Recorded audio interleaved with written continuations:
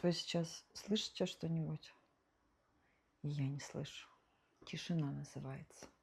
Офигенная вещь, когда ты мама. У меня кое-веки раз получилось днем сесть и выпить спокойно кофе, который я не смогла выпить с утра.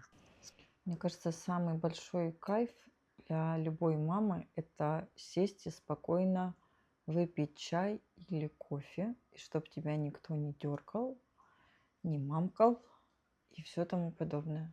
Я безумно люблю своих детей, но именно вот этих хотя бы 15 минут в день тишины, в лучшем случае, это, конечно, идеально. Хотелось бы больше. Если у кого-то есть маховик времени, дайте мне знать, где вы его купили, где вы его взяли. Я очень, конечно, хочу себе такую штуку, потому что иногда его очень не хватает.